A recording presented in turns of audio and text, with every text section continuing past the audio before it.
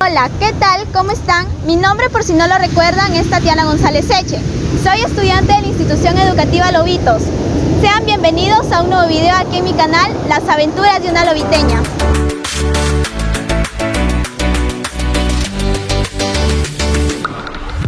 El balneario de La Paz es visitado por centenares de turistas al año que se interesan en visitar nuestras playas y en probar nuestra deliciosa gastronomía. En sí somos visitados por personas que les gusta practicar el deporte del surf. Pero, sí señores, hay un pero.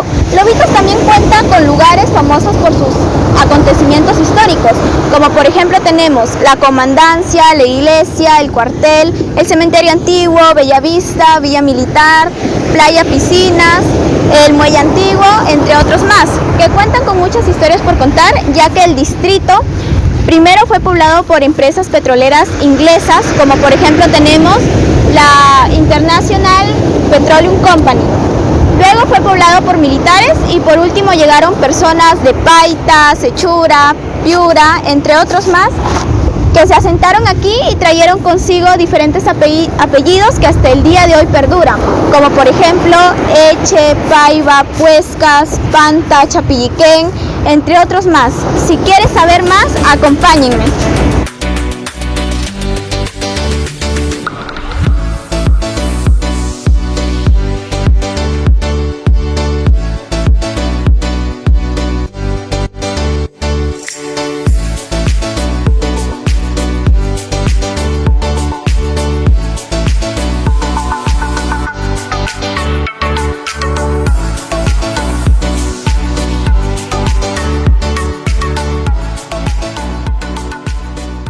Hoy les traigo un tema nuevo.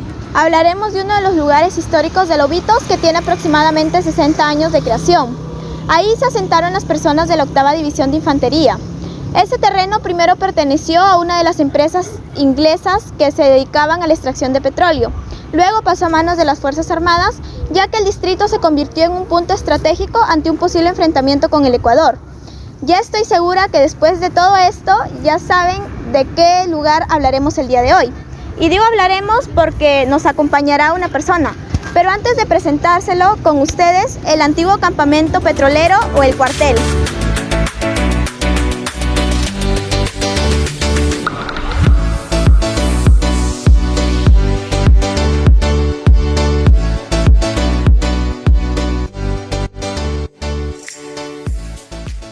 Ahora sí, les presento al señor Juan Eche Ruiz, es mi tío y el día de hoy nos acompañará en esta aventura y mediante preguntas nos irá contando un poco de los acontecimientos históricos que tiene el cuartel.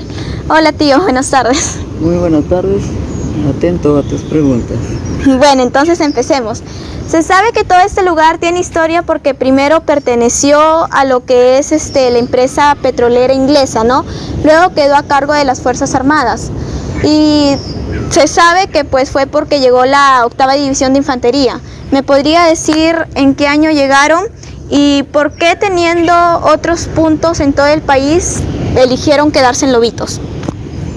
Bien, bueno, esta historia se da con la venida del ejército acá,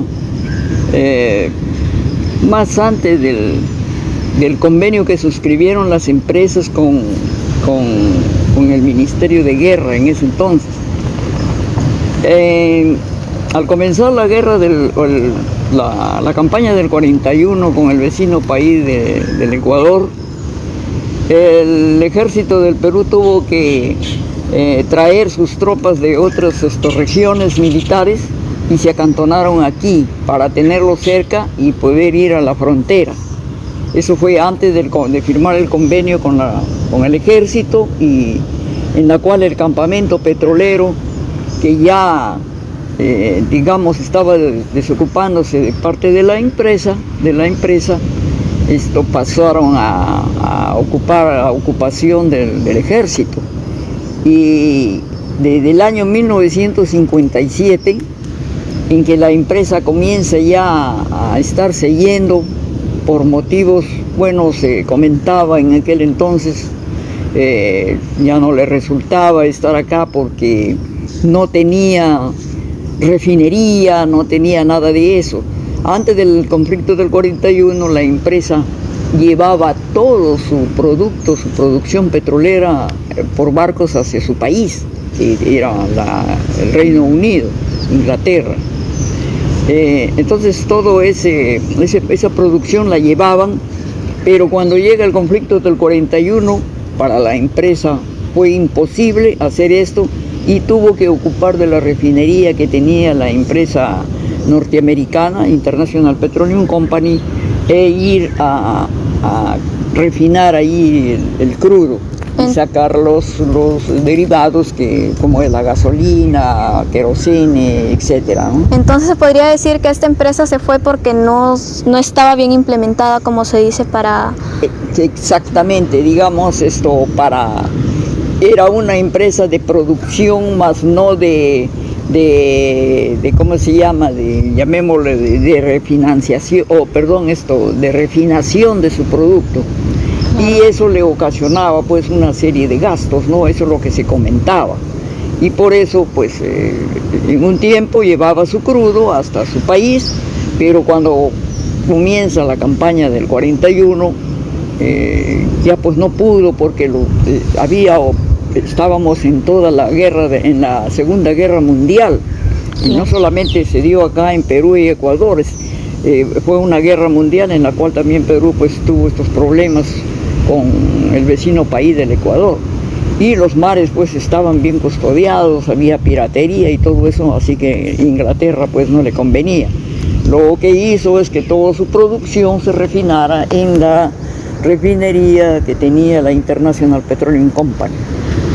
Ya, a raíz de que llega la 8ª división acá a Lobitos, ¿por qué es que eligieron Lobitos teniendo otros puntos del país? Bueno, Lobitos es una zona estratégica, se ha dicho así, porque teníamos precisamente la refinería, que es una obra muy estratégica de refinación de su crudo. Y esa refinería tenía que ser bien, se puede decir, ¿cómo se llama? Custodiada, ¿no? Darle seguridad más que todo. Y como había este conflicto, bueno, ese era el problema que había, y la empresa pues tenía que de alguna manera hacer convenios con el Estado peruano para que se quede alguna guarnición aquí, y por medida de seguridad del Estado tenía que estar acá la guarnición, ¿no? Eso por una parte, y por otra parte, bueno, el ejército se queda también porque tenía ya pues toda una infraestructura acá que le daba, digamos, la misma empresa que estaba laborando aquí, como es la empresa inglesa. Ocuparon infraestructuras que tenía la empresa para todo el personal que llegaba, los batallones de infantería, artillería que llegaban aquí y que luego de aquí pasaban hacia el Ecuador. Por eso era de que esos son dos motivos muy importantes que eligieron a Lobitos como una zona estratégica para que aquí se haga el conglomerado de las regiones que bajaban del centro y del sur del país para enviarlos a la frontera. Claro, entonces se podría decir que los militares prácticamente llegaron a vivir acá por un tiempo, por unos años, ¿no? Mientras que se dio todo esto de la 8ª Infantería y eso. Y esto sucedió a raíz del conflicto que se estaba viendo con el Ecuador. No. ¿No? Cuando termina ya el conflicto del 41, todos esos batallones ya regresaron, digamos, a sus cuarteles. Ya se vino la paz, hicieron la paz Perú, Ecuador, y pasó un tiempo pues desde el 42, 43 ya hasta el año 60, en la cual la empresa inglesa comienza desde el año 1957 ya a irse de aquí de Lobitos, ¿no? Por los motivos que ya mencioné adelante. Y es así cuando tienen toda esta infraestructura, todo el campamento petrolero, hacen un convenio con el Ministerio de Guerra y hacen una transferencia y permuta. ¿Qué quiere decir esto? Que transfieren, digamos, las instalaciones, el territorio también, ¿no? Y al ejército. Y el ejército, que tenía unas infraestructuras en Pariñas, que es lo que le llamamos Talara, inclusive el barrio Chorrillos, porque un barrio Chorrillos, todo eso lo permutaron con la empresa se queda con estas propiedades del ejército, y la empresa le da todo este campamento petrolero al Ministerio de Guerra, y toma posesión pues el año 1962 el ejército por intermedio de la 8ª división de ligera, porque no ha sido de infantería la que estuvo acá cuando llega, era una división ligera, luego pasó a ser motorizada y luego pasó a ser de infantería. Ha ido por etapas escalando diferentes rubros de estrategias militares acá, pues, ¿no? Claro, muy interesante lo que nos está contando el señor Juan, ¿no? Estoy segura que a la gente le está gustando esto y quisieran saber cómo era la vida de un militar en esos años. He escuchado que habían castigos extremos y que eran muy estrictos en cuanto a sus zonas. ¿Es cierto eso? Bueno, sí han habido muchos atropellos, sinceramente, ¿no? de los militares, ¿no? Los señores del ejército. Debo dejar bien en claro que cuando ya se firman este convenio el año 1962, ya desde el año 1957 y 58 mandan un regimiento un batallón de exploración para ir viendo la forma de cómo era la situación social de los moradores que quedaban acá, porque ya la empresa comenzó a mandar a todos sus servidores al Alto, a Talara, al Tablazo, etcétera. Entonces acá quedaba, digamos, toda la parte artesanal, en este caso los pescadores, zapateros, peluqueros, comerciantes, todos estos señores de las diferentes actividades económicas, y ellos pues ya tenían que convivir con el ejército. Nosotros como pescadores tuvimos muchos problemas con el ejército, porque pues ellos querían implantarnos los precios de nuestro trabajo al antojo de ellos. Y en efecto habían pues leyes, normas que les daban ese don, digamos, a ellos, porque los precios de los alimentos estaban basados en que los ponía las municipalidades. Entonces las municipalidades, ellos ponían los precios del pescado, de la carne y de todos los demás alimentos. Pero a partir del año ya 1977, precisamente en el gobierno del general Velasco, las cosas comienzan a cambiar en el sentido de que ya se busca el libre mercado y se va eliminando, digamos, de que se impongan precios al pescador o a cualquiera que tenga, digamos, otra actividad, digamos, independiente, y se le fue dando libertad, digamos, a todos estos señores de la economía para que ellos vendan sus productos de acuerdo al libre mercado. O sea, si había mucha producción, lógico que bajaban los precios, pero si había menos, tenían que también aumentarlos. Desde aquella época nosotros poco a poco hemos ido ya ganando, digamos, esas formas de la comercialización en el libre mercado, y bueno, hasta que quedaron libres los precios y quedó al criterio, digamos, del comprador y del vendedor. Entonces, o sea, todo este poder se le daba al ejército, ¿por qué? Porque estaban dentro de su zona. Sí, estábamos dentro de su zona, claro. Y más que todo, digamos, ya cuando esto va terminando, allí sí se notaron ya los atropellos, porque teniendo una ley que no les permitía a ellos poner los precios, seguían ellos mismos imponiendo precios acá. Y es así que nosotros tuvimos que ya pues ir a alto nivel a hacer nuestros reclamos. Y bueno, sí tuvimos muchos problemas con ellos. Yo mismo fui inclusive aquí retenido por 12 horas por no haberle dado mi producción de mi trabajo al precio que ellos me estaban exigiendo.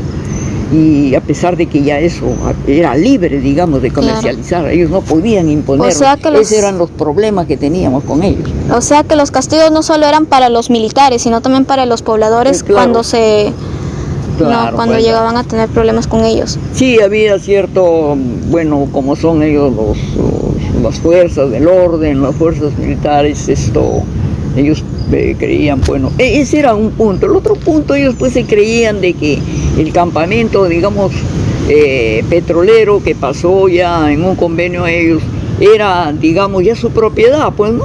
Claro. Y aquí la gente se equivocó cuando decía por qué el militar manda acá en la parte urbana de este pueblo.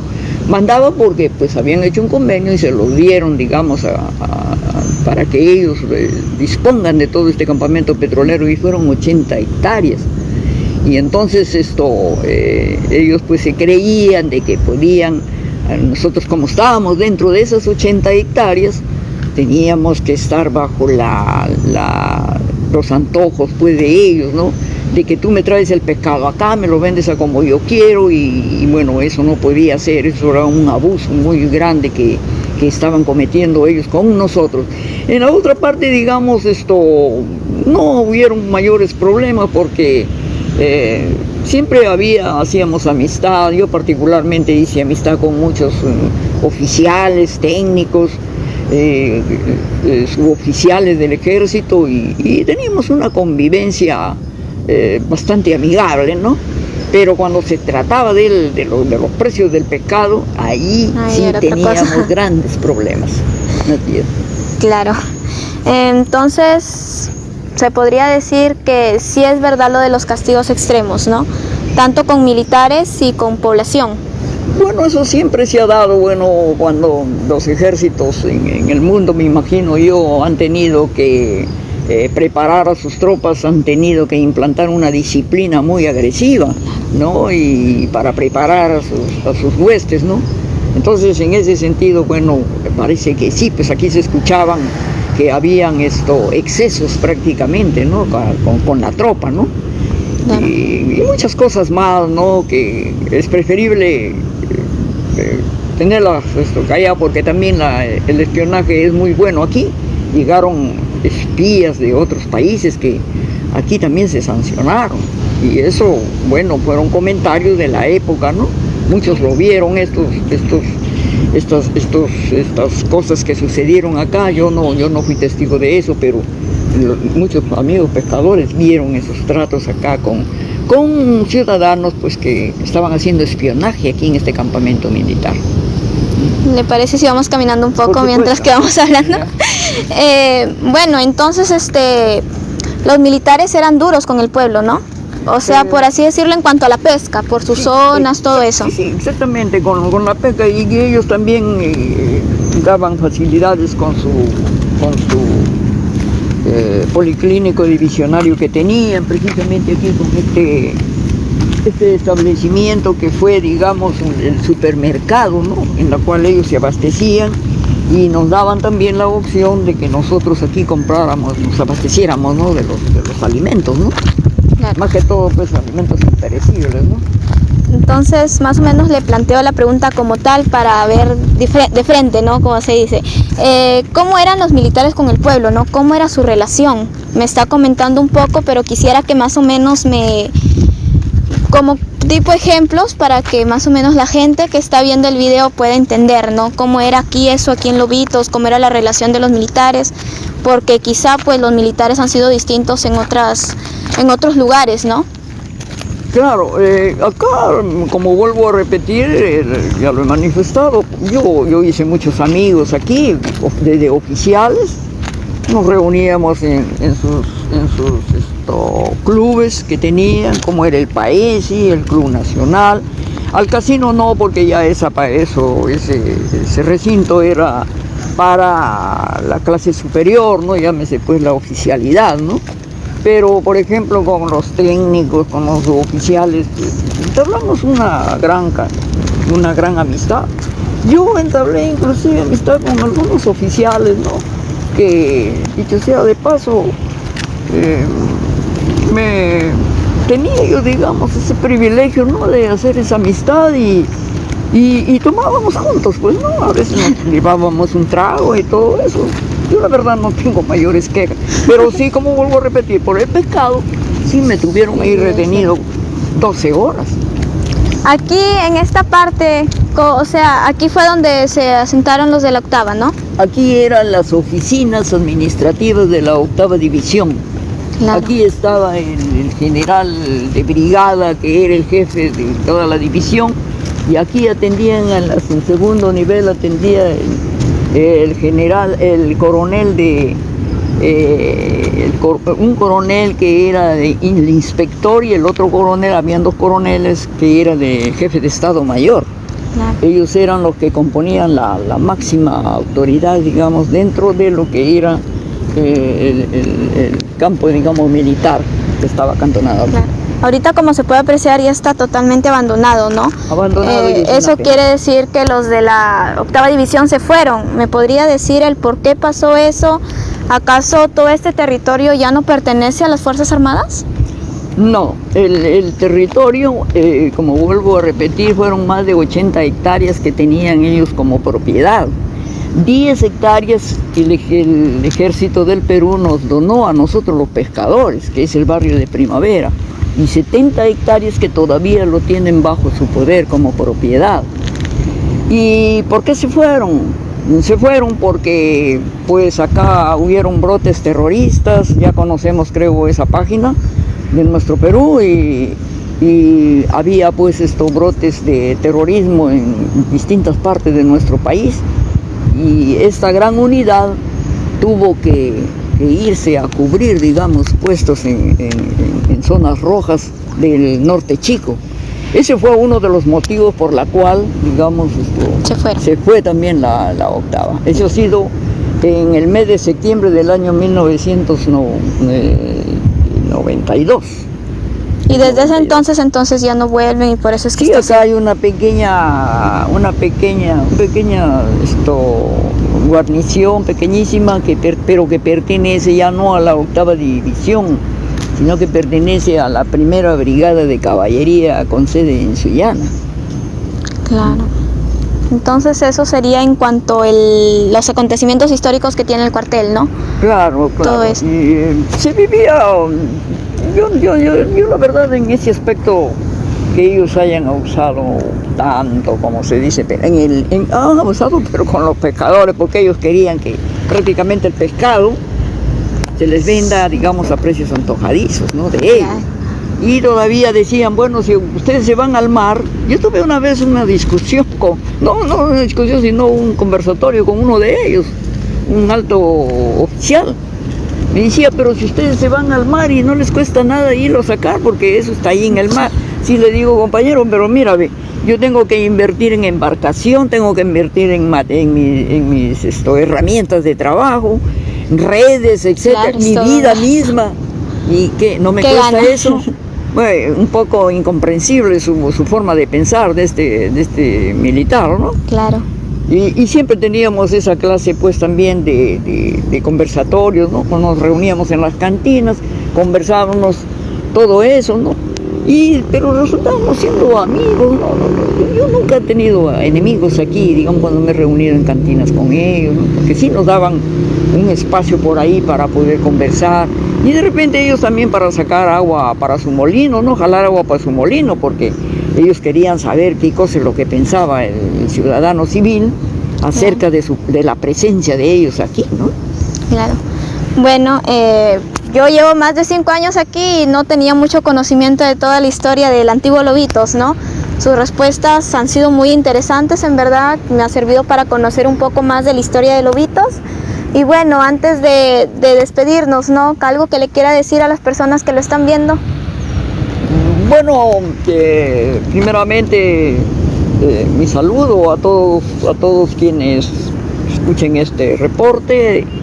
Lo hago como un ciudadano lobiteño, que aquí nací el año 1947, y que esta tierra la amo mucho porque es mi tierra donde yo nací. De aquí nunca me he movido, y he estado viendo cómo ha sido su desarrollo en todos sus rubros como sociedad, y por eso conozco un poco de la historia.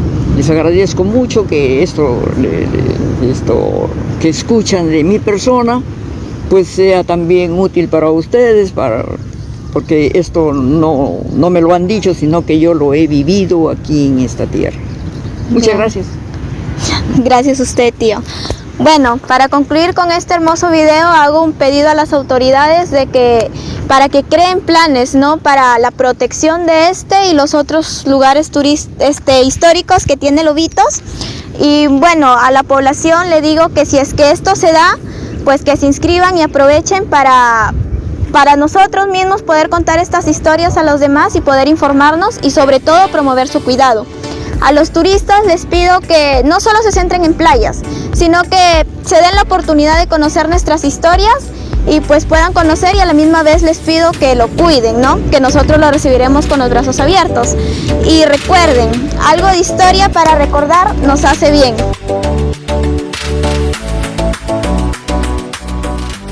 No olviden seguirme en mis redes sociales como Tatiana González Eche, y si aún no se suscriben a este canal, háganlo, que nos esperan muchas aventuras más. Hasta una nueva oportunidad. Bye.